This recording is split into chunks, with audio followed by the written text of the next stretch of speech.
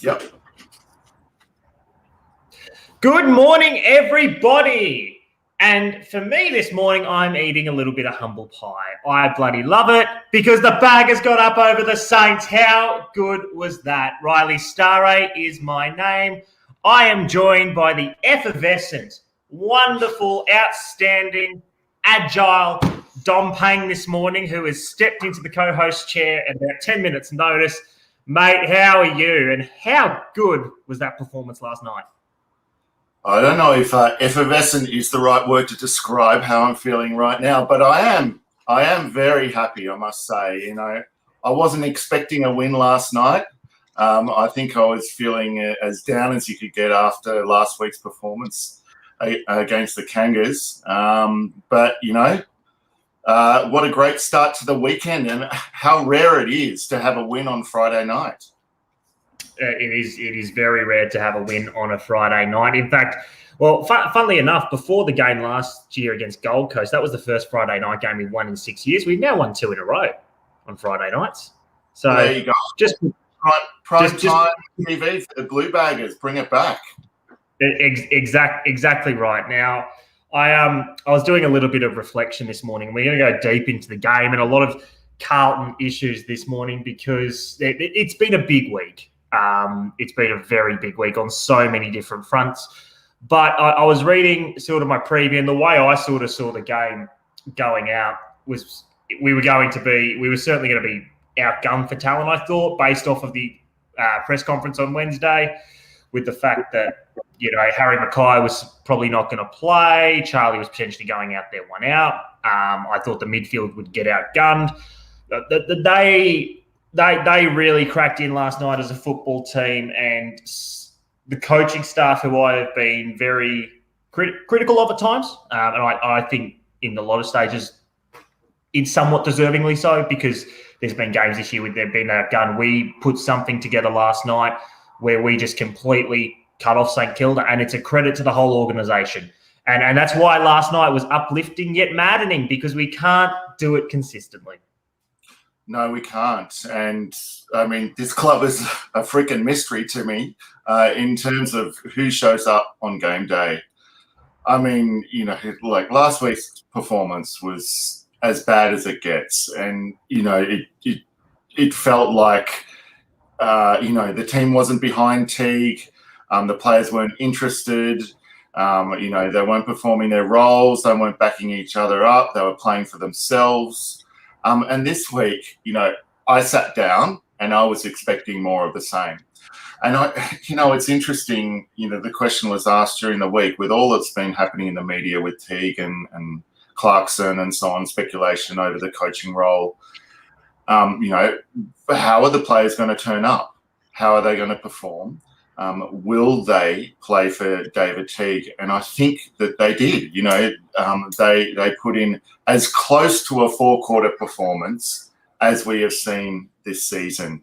Let's say 3.5 quarters. The last quarter wasn't as good. I was hoping we'd go away and smash them. But, you know, in terms of the pressure acts from the players, our tackle count, it must have been one of the highest for the year. I think we had 78 tackles for the game. I mean, how did that stack up against the rest of the season, Riley? It's the highest we've had all season. In fact, I was looking before because I was very interested at halftime. We had 53 tackles to halftime last night. That is more tackles than we have had in the majority of games this season. In fact, if you look at the tackle stats, it's above our average for the whole game. So the heat was on, the pressure was on. Brett Ratton identified it in his press conference. He thought their pressure was okay, but we were able to withstand theirs better, and ours was outstanding. And I think there was a couple of players that I thought really set the tone in those pressure stakes, and we're going to go deep into this game. One I wanted to bring up, especially early in that first quarter, was Josh Honey.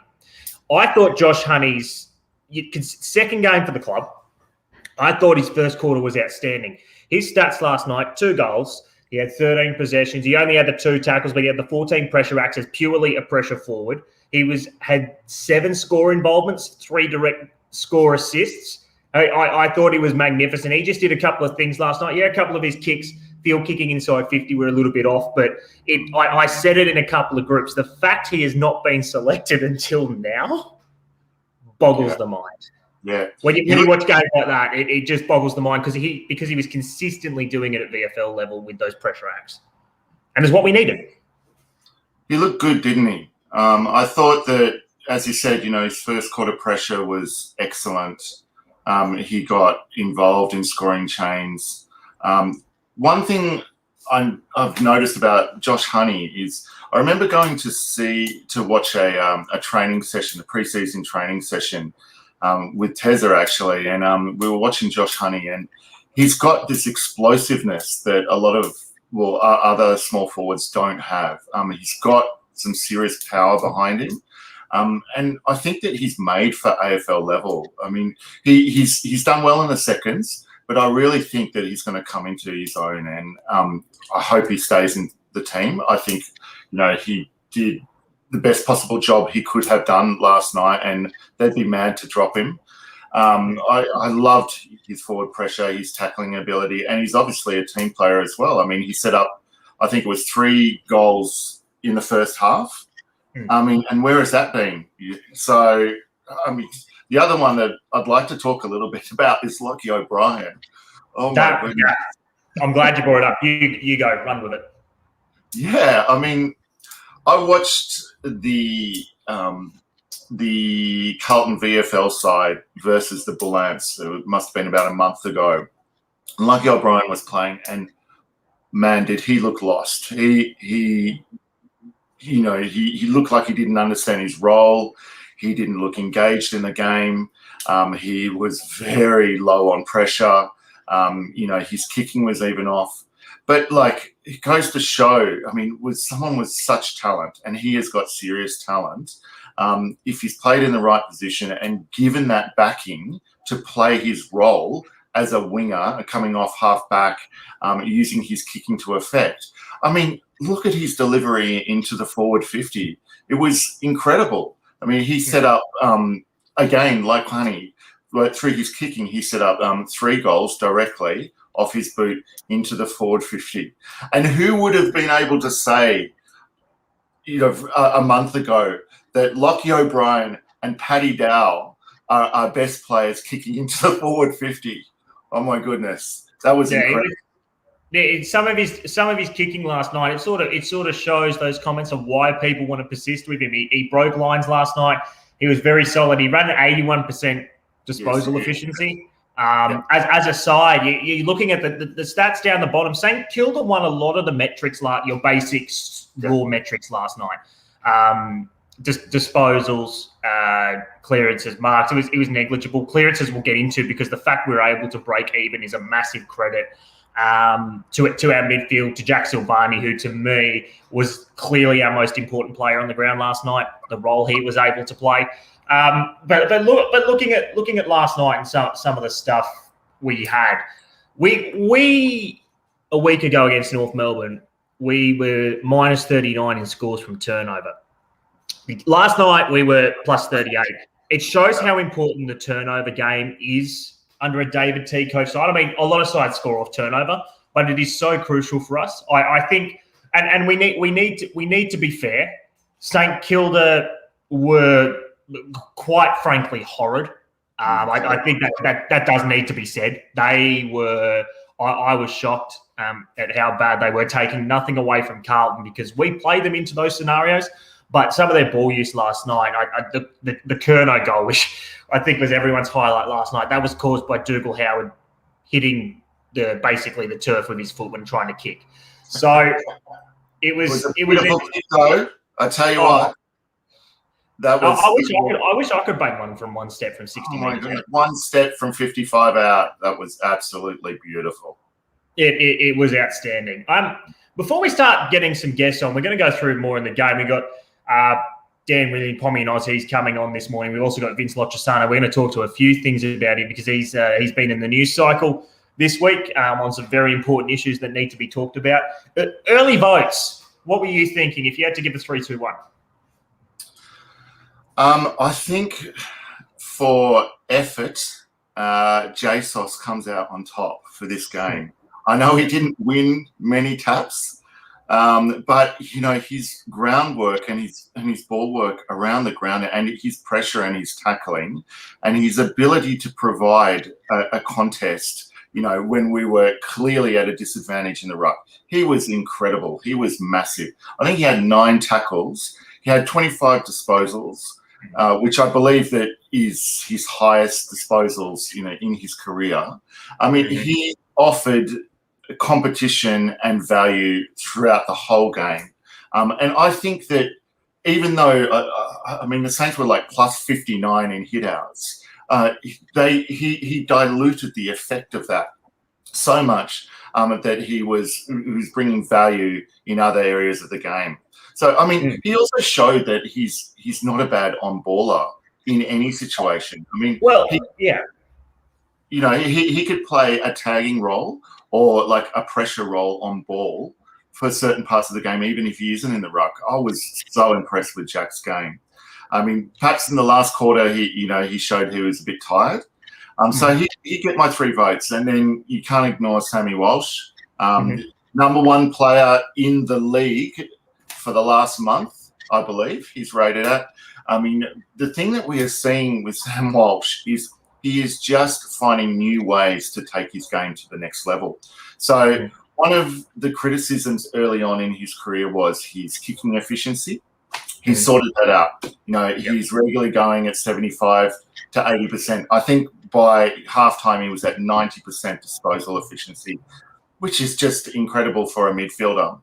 And then on top of that, they're saying, Sam Walsh doesn't kick many goals. Well, have a look at last night. He just slotted 3 to add, that to his bow. And he was fantastic. We're so lucky to have him as a player. His consistency is incredible. So he'd get my 2 votes. And then I think for 1 vote, I have to give it to the captain. He's been under a lot of pressure. Lee Matthews came out this week and said, I can't believe how much he's aged, how much his form has dropped. And I thought that I actually think that we've been seeing it for a while. Cripps has been trying to simplify his game after going through a period in his career where he felt that he had to do everything. So, he, as a captain, he's been compared to Bontempelli, and he's just not that kind of player. But, last year and perhaps early on this year, we were seeing him trying to take the game on too much, and he was not playing to his strengths. And he's starting to simplify his game and just focus more on contested possession, getting the ball out to outside players, and then, offering a point, in lead up, connecting like the midfield through to the forward line. I really felt that he had a good game last night, so he'd get my 1 vote. Yeah, right.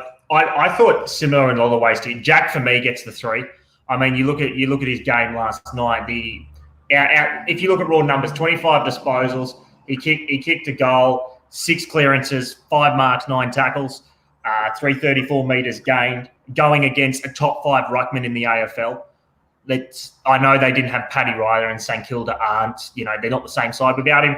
But Marshall is still an outstanding ruckman, so he gets the 3 because we were able to nullify. He was able to nullify that hit-out dominance they had. The 2 votes has to go to Sammy Walsh, who to me is going to be the way he's going when he finished his career. We're going to look back on him, and he will be known as the greatest player to ever play this game.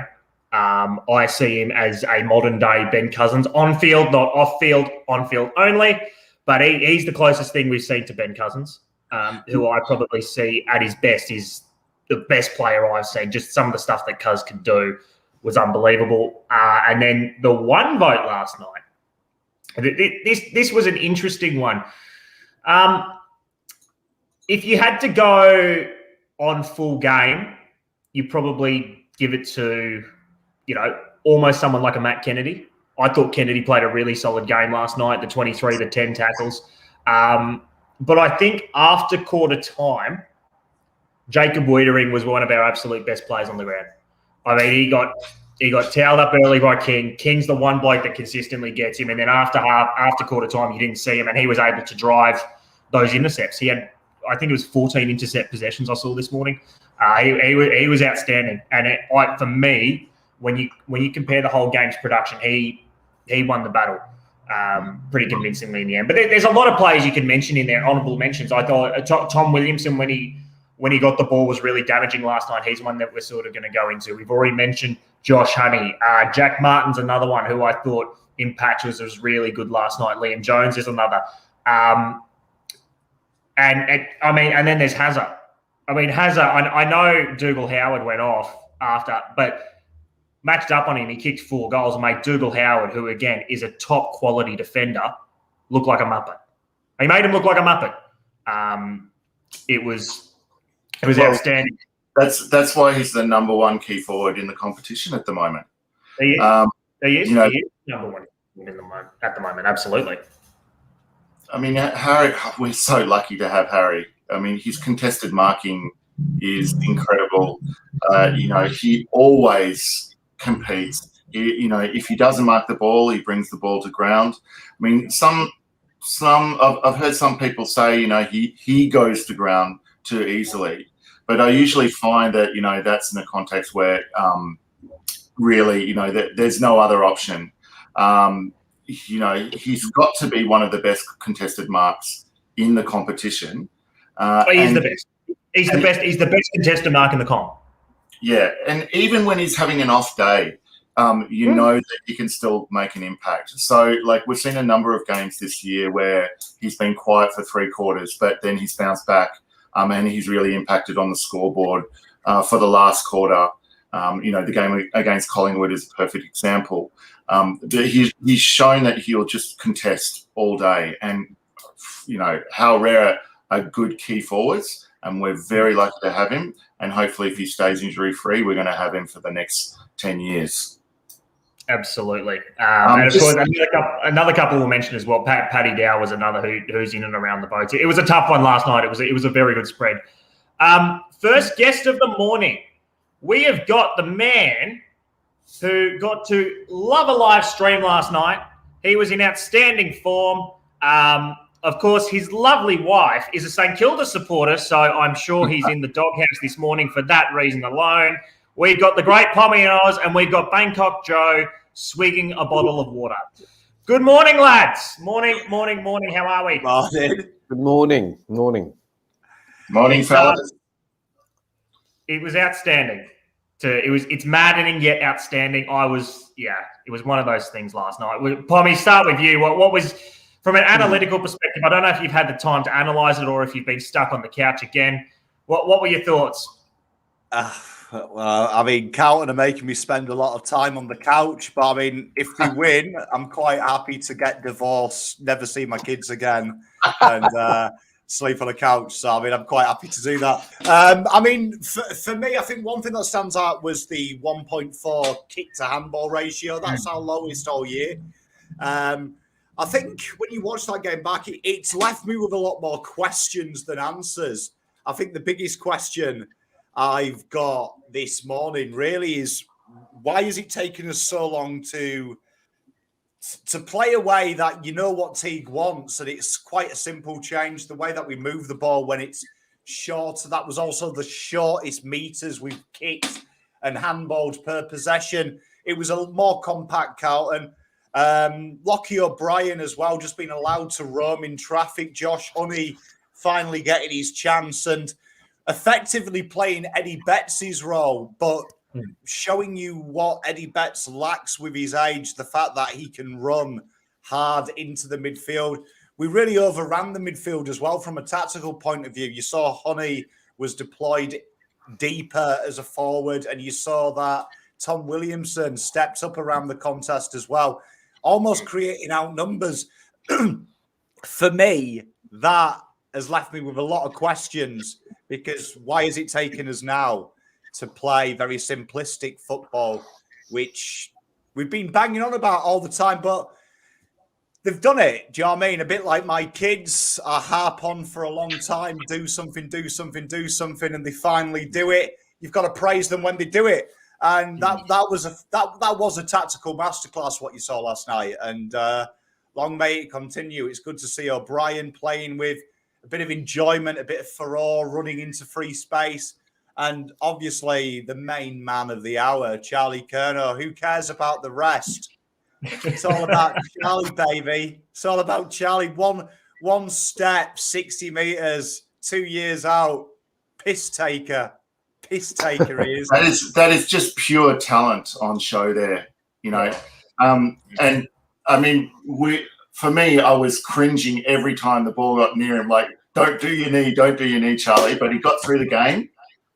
So, you know, that's a huge tick for him and the club.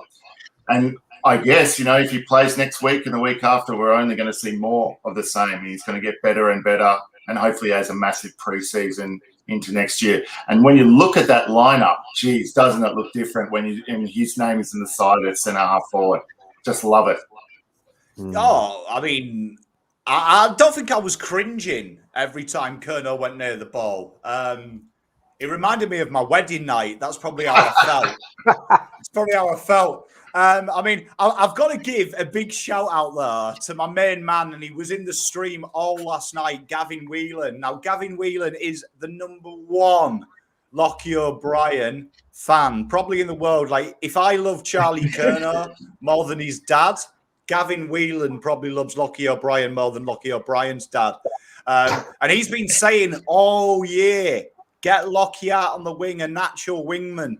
And tell you what, Lockie O'Brien repaid the faith last night to Big Gav Whelan. So shout out to you, mate. That was great to see as well. It's nice to see them young blokes, especially JSOS. I mean, that shows you what football intelligence does. He's not a ruckman. He knew he was going to lose the ruck taps. So he basically just stood in the contest and acted as a midfielder. And he absolutely destroyed it. Tackles galore, found the ball, was a linkman. We've been saying it a long time, me particularly. I think Jack Silvani is a midfielder. I don't think he's a forward. And I think you saw there what happens when you have that intelligence there. He was phenomenal. He really starved St Kilda of their go-to move of getting the ball out from a contest and a stoppage to the wing. And that is predominantly him, Kennedy, who did that, and Cripper. Them three worked like madmen to stop that. So huge shout out to them, and a huge shout out to Ed Curnow, finally back in the midfield.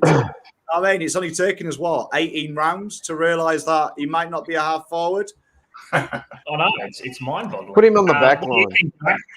What do you think? What did you assess last night as?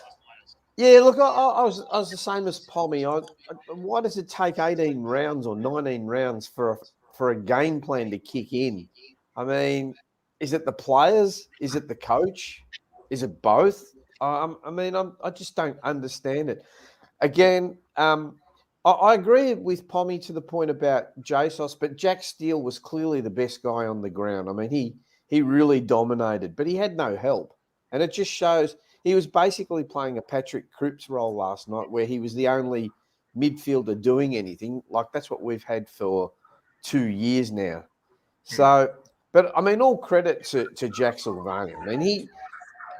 I mean, the guys he was up against were man mountains, and he's probably just on 6 foot, about a 185 centimeters, or he's 190. So he's surprisingly tall. He's 194. Yeah. Is he? God. So now I wouldn't. Well, what's Marshall? He must be close to 200 then. Yeah. He's over 200. Yeah. So I mean, he's done a great job. I mean, and they're big boys. He's not built like, Marshall and Paddy Ryder. So, but I'm going to Riley. I heard Riley before the broadcast. I was in the background and he couldn't hear me, and I'm just going like this and like this. I just don't want to get sucked in with this Teague coaching, right? I have never been a David. I'm going to put it there. I've never been a David Teague fan for the coach. I think we all got sucked in when he took over from Brendan Bolton. Maybe he's an assistant coach, right? Like Brendan Bolton is probably a great assistant coach, but can't take that step up. I'm still not sold on him. Yeah, I reckon he could even get us to a grand final, and I'll still be here going, yeah, I don't know about this bloke. But all you can do is win. I mean, Well, I don't know about you. I don't know about you guys if you're sold on him or whether you think he's good, bad, indifferent. But me, I just thought we rushed into the decision, and I don't think we took the best person at the time, although maybe no one else applied. But I'm not sold on him. If I might just add there, I mean, Pommy, you said, it's taken us 18 weeks to get Ed Kerno back in the midfield. And, we seem like as a football club, the slowest learner in the class. Like just look at our selection policy. We've been crying out to bring in Josh Honey, and, we've been wondering about Lockie O'Brien. And lo and behold, when we get Lockie O'Brien in the right position, he performs. So where do you see us going from now? I mean, I know Carlton also is the club that has blooded the least players this season. What do you think that we should do from now in terms of developing and bringing our young players in, Pommy? Well, I mean, I can't harp on enough. And this is why I'm going to give Tate praise, because first off, I'm a man of morals. So I think if I go hard at your tactical criticism, I've also got to give you the same energy when you do something right. So I think that this game is the most tactical game in the world. And the wonderful thing about AFL is there isn't many tactics. The AFL is literally about 40 years behind all the other ball sports. You look at 1st to 18th, doing these scout reports every week for this show. It's kind of boring in the terms of no one plays dramatically different. But what they all do, and it's very 1970s soccer, is they play to their strengths of their list. Last night, fair play to Teague. He moved the ball shorter. He used the handball more. It keeps the boys together. It helps you zone out. It means that you don't fall apart. We talked about in the preview, no separation. If you take away your separation from your lines, you'll stop St Kilda. And you saw, like Joe says, Jack Steele was brilliant last night, but their game plan is getting the ball out from Steele into the hands of your Hills, into your hands of your Billings, into their creative users. And that is what Carlton destroyed them at tactically. Exactly. That game was won on the whiteboard. And it cemented when TDK went off because suddenly we had an extra mid. So Carlton effectively were 4 mids up to them. And you saw what happens with tactics. So fair play to Teague. Brilliant. To answer your question, though, about youth, I don't quite understand it because to me, I think it's quite simple. Lockie O'Brien might not be the greatest footballer in the world, but he's a natural wingman. And you get him out in space like he was last night, through your ability to move the ball short and create pockets of space for him to work in. The guy killed it on his entries inside 50 because that's what Lockie O'Brien's done since he was a 16-year-old kid in our AFL systems. He has done that. And finally, you saw it. Josh Honey, no surprise to me. I've been a big advocate of him. Remember doing a draft preview and people were saying he's not even top 300 in the AFL juniors. And that's what you get with Josh Honey. He drops deep. He's a link man. He's another Jesus for me who can link that midfield to the forward line and creative. And again, played to his strengths, destroyed St Kilda's defensive movement. I think moving forward, if I'm Teague, I think he can keep the job if he can do this and replicate it 3 more times. And it's amazing that this is the first time I've seen David Teague go back to 2019 Teague, where he said that famous speech, playing players to their strength and playing them in their roles they were born to do, whether they're a grafter or whether they're a skillful footballer. He did that. He went back to basically the premise of got him elected as the coach. So if he can do that 4 more times, and maybe this is the lesson, being too cute doesn't work. Be who you are. You know, my pop always used to say to me, because I went to private school, you're a scumbucket son that was born in the north of England, you know, with council estate. Be who you are and do it bloody well, right? And that's it. Be who you are, David Teague. If that's what you want to see, play that way, because that way play to the strength of your troops. And they were phenomenal last night. No getting away from it. They were phenomenal. They did their jobs probably the first time they've come off the ground and everyone's got a 10 out of 10 for effort and 10 out of 10 for roll. That's the first time I can remember for a long time. I think the only changes I can see is I think Kemp's got to play at some point. I think you've got to rotate him through. And I'd love to see them give Ramsey a go. Let's see what Ramsey can do before it's too late, because you've got 3 more rounds to see what you need to acquire in the draft. And there is a lot of Ramsey players in that top 20. So if he suddenly shows something, makes it a little bit easier in that draft not to take a player like him, and maybe look at a Josh Rochelle, who is a guy that I'm really hot on, who I think could, under the right guidance, be a Dustin Martin type for Carlton Football Club, which would give us that front 6 would be the best in the league, because he's a creative genius. I fully agree. Joe, last question for you. And there was something that was touched on the press conference last night. We talked about what's been missing, why has it taken this long tactically? I'm also going to go something that David Teague pointed out last night. It's something we've all thought for a while. He said in the press conference last night, we need to learn about internal motivation. That's what he said in the press conference last night, and it confirms something to me as a side and a club. When we are getting externally hammered, and we've seen this before, when we are getting externally hammered, we show up. However, when it's have to drive internal or there's expectations, like when we played North Melbourne, like when we probably played West Coast, like when we, even played a couple of, like even Geelong to a certain extent, who took the game away from us. There was a couple of other games there as well in the last couple of years. Is that something that's purely on the players, that mindset, or does it need to be driven from above and reverberate through the whole organisation? We'll leave this one to Joe before we continue. I'm just going to say one thing. If I am playing league football or professional football in England or professional football in Germany or whatever, what more motivation do you need? I mean, you go out there, you are a professional sportsman or woman, okay? And the spotlight is on you. So it comes down to self-pride. I mean, have some respect for the jumper. Have some respect for yourself. You probably do need someone at the club like a David Teague. I mean, you guys are a lot younger than me, but if you listen to the players from the 70s and 80s when we... Sorry? Thanks, Joe. You are a lot younger, believe me. If you listen to the players from the 70s and the 80s, right, they didn't need motivating. They motivated each other. You listen to them. They all say, "Oh, we played hard, but we played even harder." Right? They knew what was expected of one another.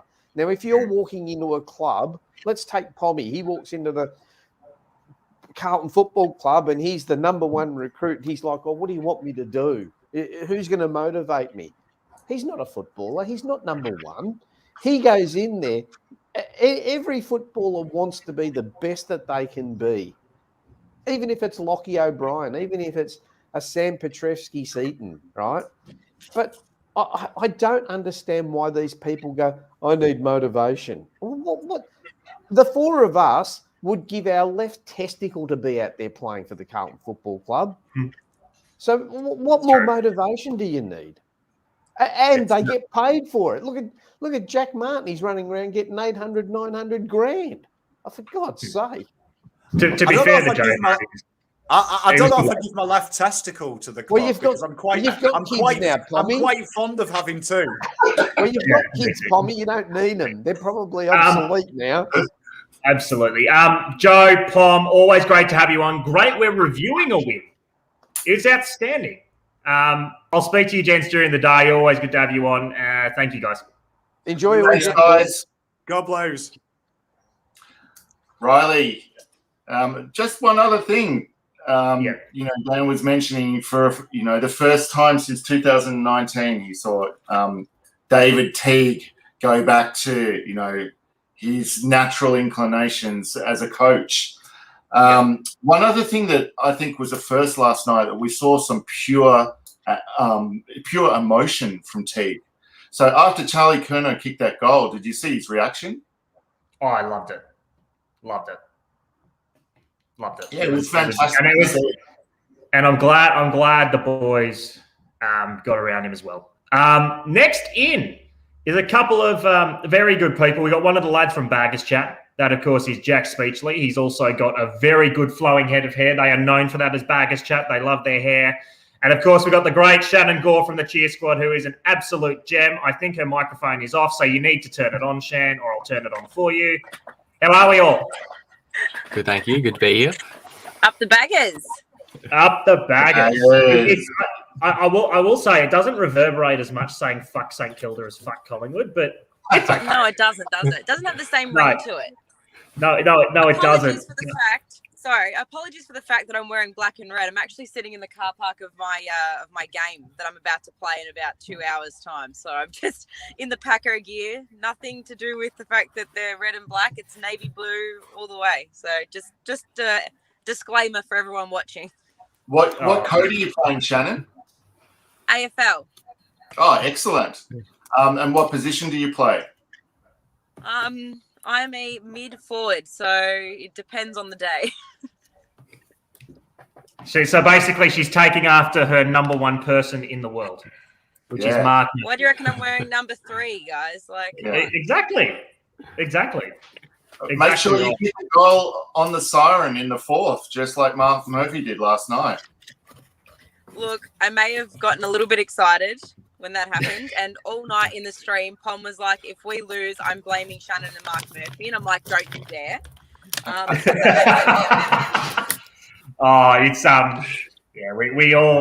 were talking to each other. We all know the love of Burke. Jack, it was a very impressive performance last night. I've got to say, it's a very unfamiliar feeling for us Carlton supporters sitting there halfway during the third quarter saying this game's done. We can just relax. How did you see proceedings? What were some of the defining things you thought last night happened? Oh, first of all, I just want to say I don't know how you were feeling relaxed. 8 minutes to go, I was still a little nervous. We were going to blow the lead, but it was good. It was just good to get a win, a comfortable win at that. A couple of good moments. I think the Charlie goal, as we mentioned earlier, I think that was set the tone for the game. That everyone got around him, and I think the tackle count. I think we had like 70 tackles or something. I think that was also a defining factor of the game that we actually pressured, and we're just hunting the St Kilda players. So that we haven't seen that for a very long time. So I think those were two of the key factors of the game, in my opinion. Yeah, I fully agree. 79 tackles, 53 tackles in the first half. I said it where Shannon, Jack, and myself were all in a massive group chat together, and I was saying I can't remember the last time we laid 53 tackles in a half of football. In fact, it outstripped most of our tackle counts all year. Shannon, I thought, and you know my thoughts at time on the current administration and the coaching staff. I've got to, as Pom said, I've got to echo it. I thought it was a real coaching masterclass last night from our end of the box. I thought one of the main things, and we banged on about this, we denied St Kilda the corridor. So often this year we've given it up. When we've given it up, we've lost games. They couldn't get anything going. They were trying to feed your Brad Hills, your Zach Jones types, get them the football, but they were made ineffective. What were some of the other things that impressed you from a tactical perspective last night? Well, obviously, I've said many times, I've said it on fan cams, I've said it to you, Riley, I've said it to the group chat, protect the corridor, because that's the one way clubs know how to break us open. St Kilda tried it, but every time they tried it, there was pressure, which is fantastic. Something that's been lacking all season. And the fact that they were actually delivering hospital hand passes to Hill made me giggle a little bit. But I'm from a tactical point of view, I could just see that Teague was making active changes. If something wasn't working or something just didn't seem right, like Fisher would go into the middle, Fisher would go down back, he'd end up forward. You'd see them all just rotate through. And I don't know if it was the inclusion of Honey, but something in that forward line just clicked for me. Like it was Charlie bringing the ball to ground and then Honey just coming through. I think everybody mentioned it last night on fan camps, and everyone mentioned it in the chat last night. It was just something that was just a spark. Something's clicked. And it might be this actual collective that are together now. Just goes to show what happens when you actually turn up for a game of football, huh? Yeah, I think pressure was something that's evidently been banged on during the week, and it was evident last night how much we brought it. Our challenge is to bring it consistently, because we've seen false dawns before. We've seen performances when we've been absolutely slammed in the media, but now there will be again next week, and I know I'm looking ahead very early. Next week there will be a sense of expectation that we're going to that we should beat the Gold Coast Suns. So what are we going to do? Are we going to live up to that, or is it just a false dawn? Dom, Shannon just brought up Zach Fisher, and there's something I was meant to talk to you about earlier on. He just looks so much more comfortable around the midfield. I know he's a natural midfielder, and they tried to turn him into a small forward, partly out of necessity, and this is a group conversation for everyone. We'll start with Dom. Is this something we should persist with moving forward? If he can't find a midfield spot, does he play in the 22? Because I just don't see that small forward involvement, consistently being good enough at AFL level. I think his position is in midfield. He offers a point of difference. If you look at the set of midfield players that we have, we don't have anyone else like him who is super evasive. He's turning players inside out.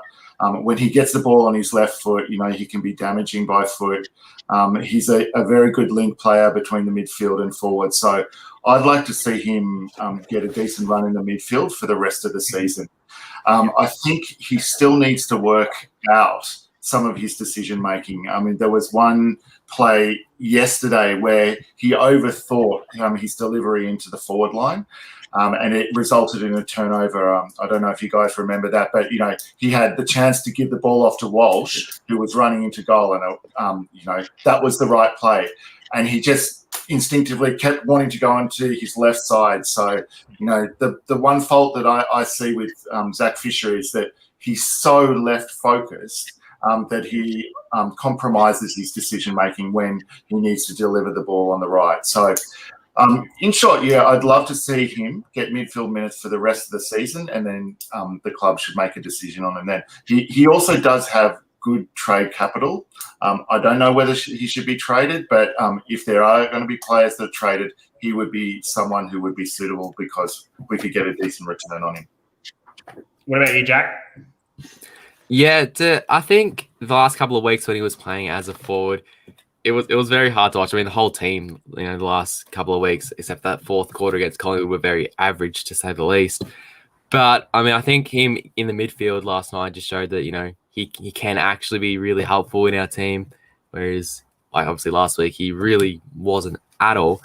So, yeah, to answer your question, I think if he's not playing in the midfield, I can't see him being in the team, especially when you guys have guys like Honey that can impact the game in the forward 50 that Fisher can't really anymore. He had that game last year against West Coast where he kicked 4 goals, but has he really done anything like that in any other game where he hasn't been, playing as a midfielder?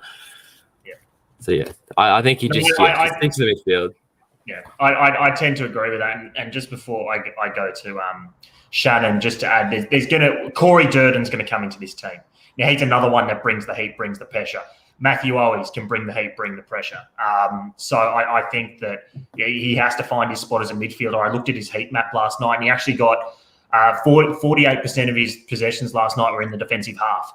So, which is not something we normally see from Fish. We saw him get even a couple in defensive 50. He was covering the ground well. And when he does get a little bit of space, he can be very creative with it. What about you, Shan? Well, I was talking to a couple of people last night during the game, and in the forward line at the moment, I think Fish just looks a bit lost. But when we did have him in the midfield and Marshall was winning every tap because we just knew that was going to happen, you'd find Fish at the fall of the ball, and he'd be the one driving the ball out of the middle if it wasn't Cripps, if it wasn't Walsh, if it wasn't JSOS. So I feel like he's got that power to explode out of the middle, but going back to the point, he doesn't have a right foot, and that's the problem. And that's something that you need as an elite football. If you can't turn onto your right foot, if you're a left footer, people are going to understand to sit on your left hip because they know you're not going to be able to kick on the right foot, and that's probably a detriment to his game.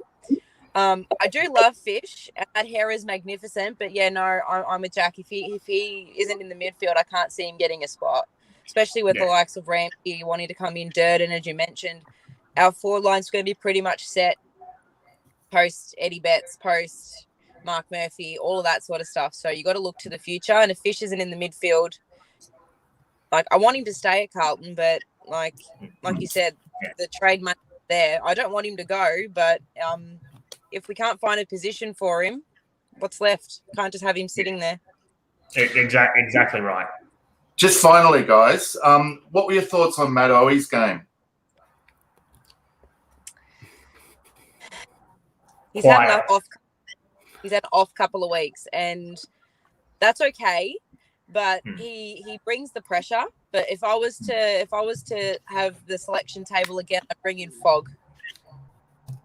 Because I don't know, he's had a couple of weeks out. Fogarty's shown he can have the forward half pressure. They dropped Owies for management, and now he's automatically back in. He played the last 2 games, not technically being managed, is he really? So maybe give him a week, just give him a rest, bring in Fogg or Durden or because Eddie Betts won't play for the rest of the year. Probably why Owies might continue to get a game for the rest of the year, but he's had an off couple of weeks for mine. Yeah. I 100% agree with that, yeah. Yeah, I think it's – you look at his stats last night. Sorry to cut you off there, Don. Six touches, 4 tackles. Didn't get on the scoreboard. It's just – I think 11 metres gained. Yeah, minus 11 metres gained. That's from the Tom Mitchell school at times that we've seen with Tom Mitchell's stats. He'll get 50 possessions and gain 100 metres. Guys, great to have you on. Thank you so much. Shannon, I hope you kick some snags today like Murph.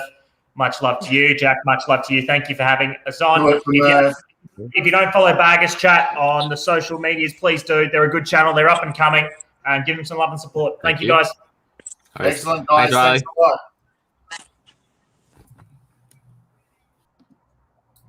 And now it's time for the final man, who is going to be in a very good mood this morning.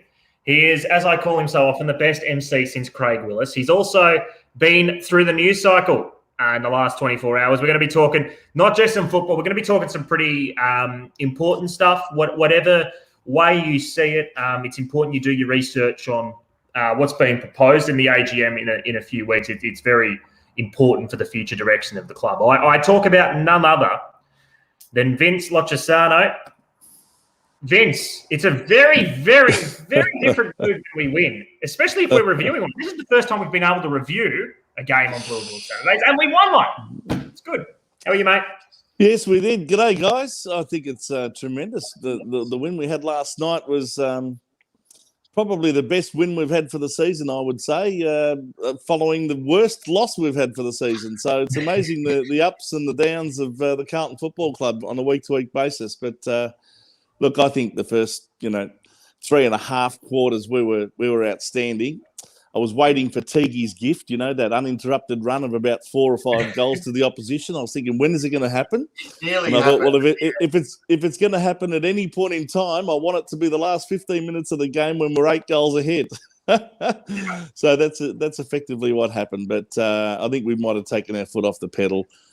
St Kilda looked as bad last night as we did the previous week, to be honest. And look, hats off to the players and to Teague, and they have every right to have smiles on their faces, and it was nice to see a smile on David Teague's face at various times last night, especially after that Charlie Curnow goal.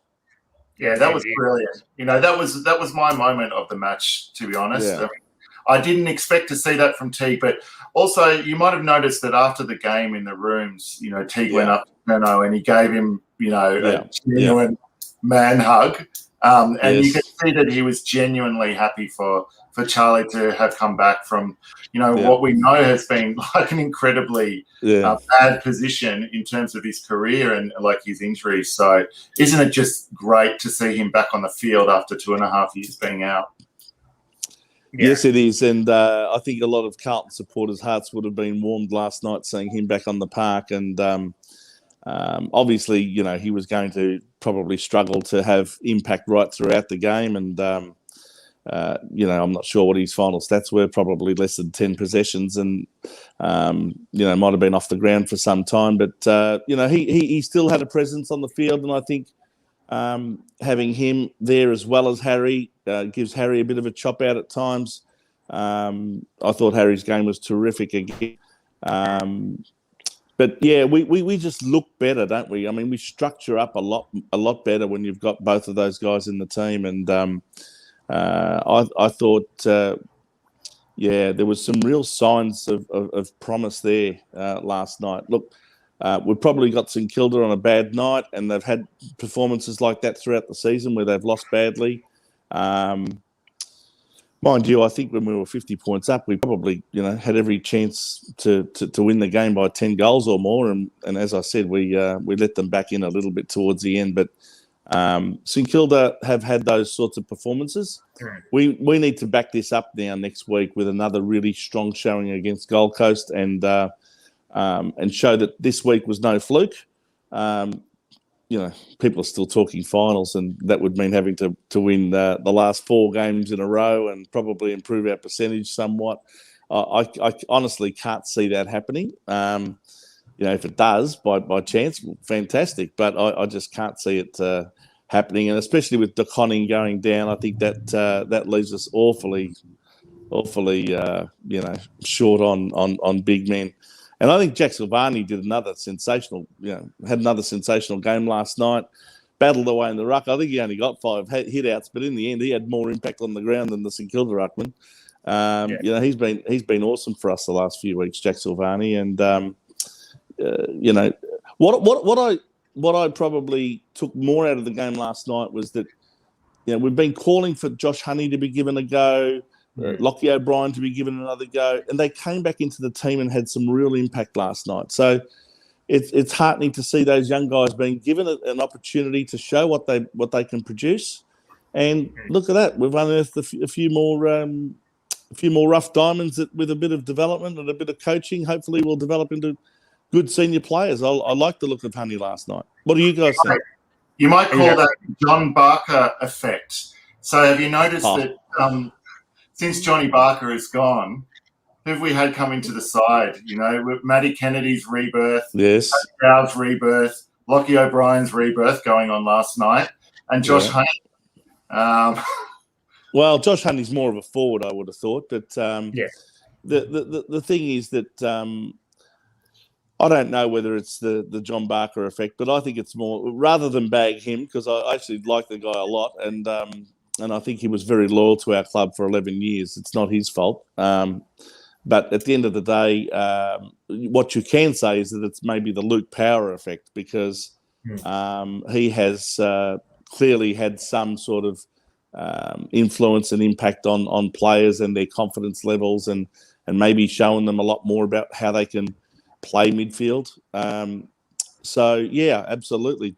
Matthew Kennedy has come back in since the GWS game that he came back in. He has taken all before him and been one of the most important cogs in the machine. So, it's all starting to come together. I think that, there are signs there that this team can further develop on the back of youth into a really formidable unit. Yeah, I fully agree. It's we had some. It was a very even spread last night. And I've said that numerous times. The one thing I will say about Lockie O'Brien, and I'm thrilled he played the way he did. I'm thrilled he performed the way he did. I don't want this to be the Matthew Watson effect. If you remember Matt Watson's last game, where he kicked 4 against Essendon and gets to. I hope it's not a false dawn. I'm glad they brought him in before round 23. Let's see if he can sustain something. If there's anything he can generate and earn that new contract. If not, then it is what it is. Vince, I just want to pivot slightly away from last night, because as good as last night was, we can't I guess not talk about what's been going on in another area of the football club. You were in the media rounds, for lack of a better term, yesterday. Some pretty important stuff, and people can make of it what you would like. But for those who haven't, maybe just go into a little bit of what you what you were discussing, what's coming up for those that might not understand or haven't read what's being proposed. I'm just interested in what you've been talking about, really. Okay, I'll endeavour. I'm not good at this, but I'll endeavour to make this as concise as I can. Carlton members would have received an email on Monday from the club. Late on Monday is when I got mine, informing us of a meeting that the club proposes to have on the 17th of August, which is on a Tuesday. They've given us the absolute minimum amount of notice as per what the Constitution dictates, which is 3 weeks, to not only digest, but also to debate and to discuss a brand new constitution, which has got a lot of different rules in it than the previous constitution. Now, what concerned me most about what was delivered, and this is probably what concerned me more than anything else. Yes, there are things within it that concern me. Don't worry about that. There's some big hidden nasties in there. But what really bothered me more than anything was the way the club, in my view, deceptively communicated what it was proposing. Mm-hmm. They also must have fed a journalist must be a lazy journalist called Michael Gleeson from The Age. They also fed him the sort of narrative that they wanted to promote about these changes, because he did not include in any way, shape or form some of the proposed changes that I think have a very dangerous effect on how the club is governed going forward. He didn't touch on it in his article. And when you look at the email that was sent on Monday night, the president didn't touch in any way, shape or form the hidden nasties that are hidden underneath the bunch of roses, if you like, the thorns underneath the bunch of roses that they were trying to sell us. If anything, it tried to just cloak the whole Indigenous recognition issue and the gender equality issue. They were used as a in my view, as a disguise to cover up some of the real dangerous changes that they want to propose. I'm not sure if I'm communicating this well, but when I saw it, I thought, let me road test this. So what I did is I sent the email from the president to a number of people that I know who are passionate Carlton people. They're not passive supporters by any means. They're people like you guys. And I sent it to them along with the article from Michael Gleeson. And I said, what do you make of this? And not one of them got back to me. Not one of them rung me and said, oh my God, I've just realised what they're trying to do. And I thought, I've got to do something here. People are being hoodwinked. They are not reading this email and then going into the documents, because what they do is they make you go through hoops, Riley. They make you press a button that says view documents. Then you've got to go into that. Then it says, oh, well, here's all of the changes that we want to make in sort of notes form. Then you've got to go into an annexure A, an annexure B, and all this sort of thing, which takes you to the new constitution, which has got a whole heap of legal jargon. So the average person's not going to pick up on this. You need to be a real detailed person to identify some of the hidden thorns that are in there. And I thought, I've got to do something here because I can't see anyone else standing up. So and that's why I've decided to go public, because in all seriousness, and I love your shows and I respect your shows, and we should keep doing it. And we should keep watching the team and supporting them. But in all honesty, the main message I've got here for Carlton members and supporters is forget whether we win this week, forget whether David Teague holds his job, forget whether you recruit Alistair Clarkson as the next coach, forget all of that. Forget what the external review uncovers. None of that is anywhere near as important to you, Carlton members, Okay? Nothing is more important to the future of our football club than this constitution that they're trying to slip in the minimum possible time without ever really talking about the changes that they want to implement that are going to dramatically affect how the club is governed. Now, I'll quickly summarise what they're trying to also do that no one's talking about other than what I did yesterday. They are trying to increase presidential terms if the president comes in the last year or 2 or 3 of their 12-year term, so that they get an additional 4 years from when they become president. Mm-hmm. That could mean up to 16 years for someone. They're also trying to reduce the rotation of directors that have to go up for re-election every year from 3 to 2, or from a third of the board to a quarter of the board, which on the current numbers is from 3 to 2.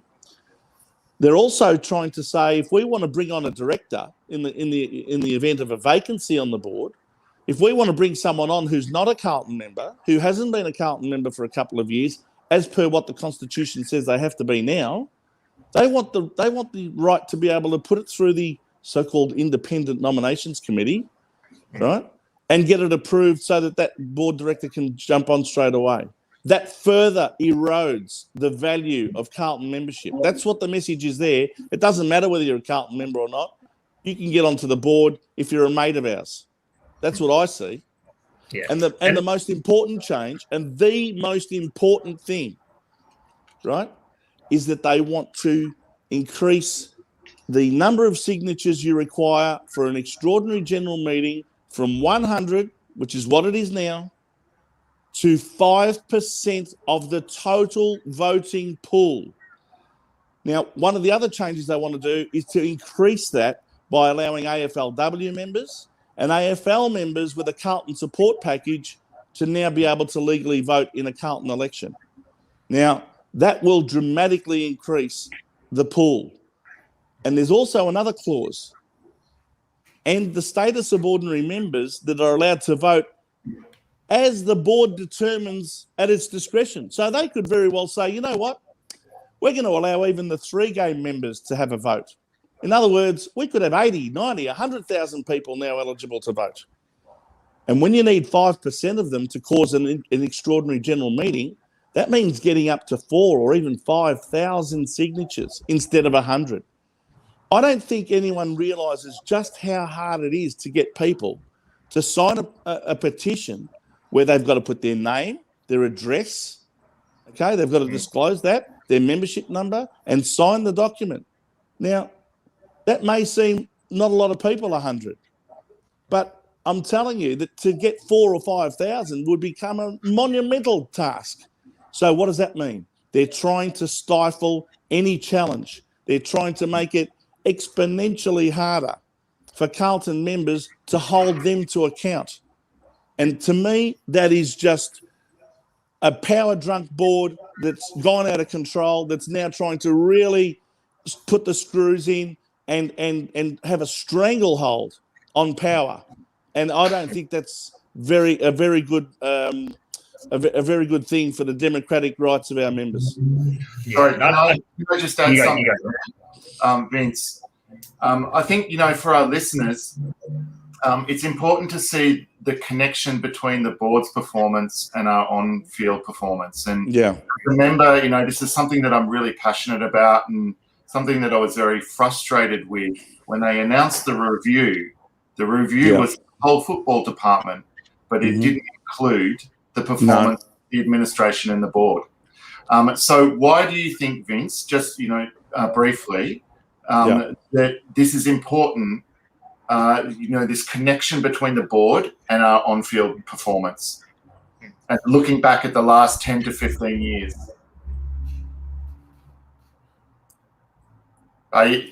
We've lost audio. I am here. Someone just tried to ring me, and it cuts out the screen when that happens. Look, the thing that really triggered me, okay, was that here was a board of directors that has overseen the most, how can you put it, the most unsuccessful era in the history of the club and at a time when it should be held accountable for that, at a time that this review should also include them, quite frankly, they, of course, only make sure that the review goes to a certain point in the club. So it's saying we're only reviewing the football department. We're not reviewing the administration and the board. It's just the football department. So in other words, what are they doing? They're looking for scapegoats, as they usually do. They've got a history of it, right? Sacking coaches, Ratton, Malthouse, Bolton, who knows, maybe even Teague by the end of the year. But at a time when they should be holding themselves just as accountable as they are trying to hold everyone else underneath them, here they are making one almighty power grab. A huge difference in the rules. They're trying to pass through a new constitution, and they're selling it on the back of Indigenous recognition and gender equality, and not talking about the real practical changes to that constitution that are going to affect every Carlton member going forward. And I think that is despicable. I think that is shifty. I think it is sneaky.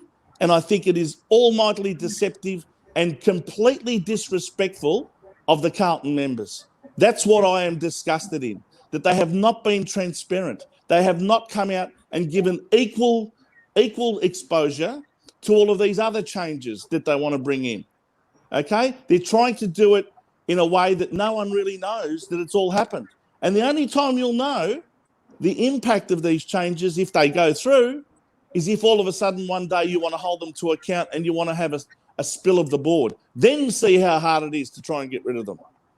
No, I won't stand for it. And what I have now done, just to summarise this so we can talk about other more pleasant things, is I have said to them, if they do not immediately, and I mean early next week, like Monday, immediately announce that meeting on the 17th of August is going to be postponed until well after the end of the 2021 season.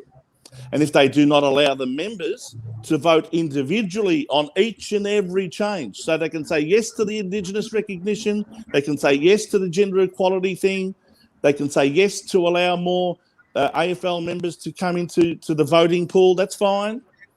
But they can also say no to introducing a 5% rule for an EGM. And they can say no to extending presidential terms. Why should we be changing our constitution for an incoming president? Because honestly, that's what it is. They are changing the rules for Luke Sayers. Full stop. That's my view. And I think it's pathetic. And to have not been transparent about this is deplorable. And if they don't agree to what I'm demanding, well, the board, are leaving me no option but to go down the route of creating a spill and getting a petition together of at least 100 signatures and spilling the board, because I'm not going to allow my football club to be hijacked in this fashion. Yeah, I think it's very important for everyone, whatever side of the fence you sit on. Do your research. Highly recommend. There was a video put out yesterday by Terry on this channel. Highly recommend you have a watch of it. Highly recommend that, if you've got the time to read through the constitutional changes, because there are elements in there, as you said, that are immensely important. AFLW recognition, First Nations recognition, even, the way the club serves the club, the way the club serves the members, they've now put up there in the pursuit of premierships as, the main, which is a start. So I think do your research, try and get an informed decision and an opinion, whatever side of the fence you sit on for that. Can I also just mention, Riley, that I will be, sorry to interrupt you, but if anyone wants to tune in on Wednesday, and I'm not sure whether this is happening live or whether Terry's recording it and then putting out some sort of pre-recorded show later on that day or the following day, I'm not really sure. But on Wednesday at 4:00, it could very well be live. On Wednesday at 4:00, I will be joining Terry to have a discussion about this, and it'll probably go for about an hour, I would think, on trying to, I guess, inform and educate our members on exactly what all of this is about, what the changes are, so that they can make their own decision about whether they like it or not. The thing that bothered me most was, regardless of my opinion, of these clauses. Okay, I'm not trying to shove my opinion down everyone's throat. I mean, I can see the dangers in it. But if they want to vote for these changes and they want to vote for this new constitution, and I'm wrong, okay, at least they should be given ample time. Let them debate it. Let them discuss it. Let's all absorb this properly before we vote it in, because there are some enormous impacts on the way we're going to be governed going forward if we allow this constitution to go through. And to not at least give the members the respect of having more than sufficient time. I know I'm asking for more than what the constitution is dictating, but this is an entirely new constitution. It's a totally new book of rules for the first time in 157 years. So it shouldn't be just announced in the middle of a pandemic. In Melbourne, we've just come out of a lockdown. There's every chance that the meeting on the 17th of August, if it went ahead, would probably be an electronic one where people are trying to tune in online. That's not the right forum to debate and discuss this sort of thing and vote on it. It's way too important to be done with the very bare minimum. Now, that's the sort of thing I want to see. Transparency, okay? And when you're promoting these changes in the media and through your emails to members, don't just talk about the nice, warm, fluffy stuff like the Indigenous recognition and the gender equality thing. Talk about all of the changes, including the bad eggs in the basket of eggs. Don't just put the bad eggs down the bottom where no one can see them and hide them with all of the nice coloured eggs on the top. It's not on. I saw right through it, and that's why I spoke up and said, Carlton members, you need to wake up, because your club could potentially be taken right away from you forever. Just to wrap things up, Vince, I believe that you mentioned this in your interview with Michael Warner in the Herald Sun. There is a fundamental question about what it means to be a member. And That's right. We are at a junction where the club seems to view members rather than being members, but as customers. And that's what I said. Ourselves, do we want to just be customers when we have a relationship with this football club? For me personally, the answer is absolutely not. I want to be a member. I want to be involved in the decision making, and I want to help to shape the future of the club. Because if you look at the history and the beauty of what it is to be involved in a football club, it's the members and the people involved. And, for the board to prevent that from happening, I think, is a travesty. And we're at a very important point in Carlton Football Club's history. So full power to you, Vince. It's great to see you getting out there and having a word. And I'm looking forward to the session that you have. Is it on the Wednesday, you said, at 4 p.m.? It's on Wednesday at 4 p.m. with Terry. But I do want to just add, if this board does not do the right thing by the members and postpone this meeting and start promoting in an equal fashion all of these changes, and if it honestly and truly believes that these changes are necessary and justified, make its case. Make your case as to why you want to change these rules. Because some people have said to me, 100 signatures, you're up to 80,000 members now. I mean, 100 signatures is nothing. One thing I want you to understand, the Carlton members are above being mischievous and frivolous, right? If this was such a problem, why haven't we seen EGMs called every year for frivolous reasons by mischievous people? Why? Why is there a need for the change? The last EGM we had was 19 years ago, and guess what, guys? It was successful. So it was justified, okay? They actually turfed out the John Elliott board at the end of 2002. We haven't seen an EGM called by the members. All they needed was 100 signatures. If they were going to be mischievous over some, crazy reason like, we didn't like the fact that you sacked Brett Ratton, well, they would have done it. But they've proven themselves to be above that. So what's the real reason for changing the rules? You've got to ask yourself, why do you now want to make it 5% of potentially 80, 90, 100,000 members? That could mean 4.5, 5,000 signatures that you all of a sudden need. Let me tell you guys, it is not easy to get people to sign those documents, okay? So why do they want to make it exponentially harder? in my view, it's because they know that they don't deserve to be there anymore.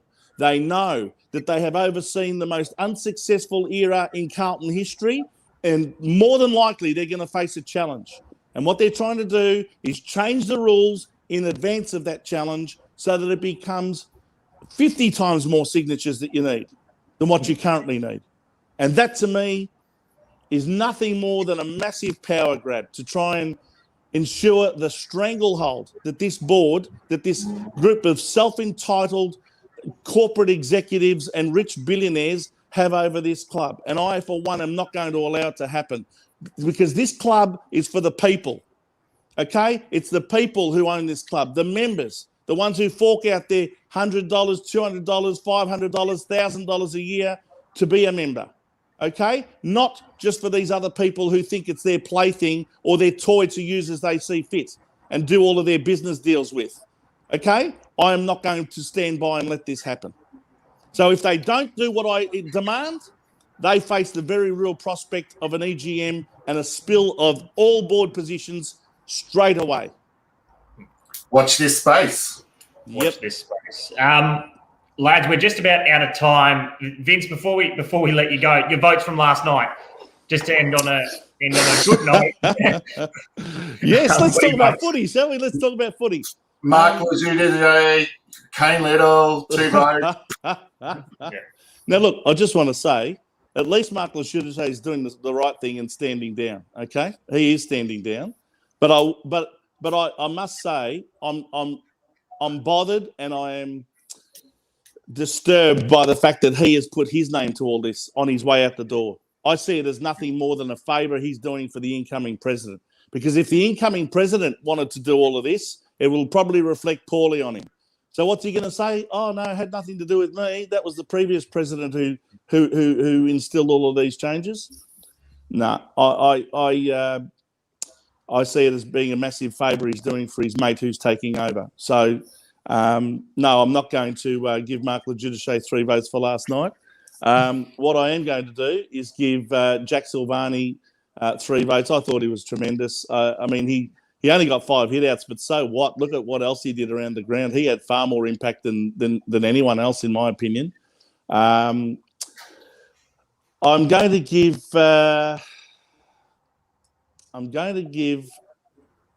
Sam Walsh 2, because I think he really well, what more can you say about Sam Walsh? He kicked 3 goals. That's probably what tipped me over the edge to give him 2 votes. And 1 vote to Matthew Kennedy, who I'm just, really rapt for in the way he's playing the game since he came back into the side. We matched votes, Vince. Great did we? I didn't even know what votes you. I thought you were going to give us your votes now. But anyway. No, I had for the full game Kennedy, but if it was after quarter time, then I thought Wiedering was, one of our absolute best. His intercept possessions. By the way, can I just add a special, how you give your 3-2-1, and then you have a sort of a special mention to someone who just missed out. Special mention to Mark Murphy. I thought he was tremendous in his 4 possessions in the second half, and kicking the sealer at the end. I thought that was terrific performance. I'm only joking. I don't want to be disrespectful. I shouldn't say that. We all love Murph, and we want to see him get to his 300. But I just hope that they play him for a full game on his 300th. Let's not just have him as a medical. I can tell you what's gonna. What I think is gonna happen before we go. I think they'll play next week against the Suns. And then they'll leave it until the last game. Yeah. And they will say his 300th will be his last. It'll be against GWS in Melbourne, and then he'll probably announce that he's done. And I think if that does happen, we should all get behind him and really pay tribute to him, because look, he has been a great warrior for our club for 16 years. And let's not let the last 5 or 10 games overshadow. Ooh. Can't hear Vince. That's Tommy Elliott giving you a call, is it, Vince? No. I'm back. Don't worry. Someone just tried to call me again. Yes, as I was saying, let's celebrate the 98% of what was a great career. Yeah. Yeah. On that note, gents, have a wonderful day. Vince, thank you. Dom, thank you, stepping in at last minute. It has been great. We look forward to next weekend against the Gold Coast Suns. I'm on the process to go and get some toilet paper roll because Brisbane's now just gone into another lockdown. So, oh no! So that will be my morning. Go Blues! Oh dear! It was a great Go win last night. Blues! Go the Baggers. All the best.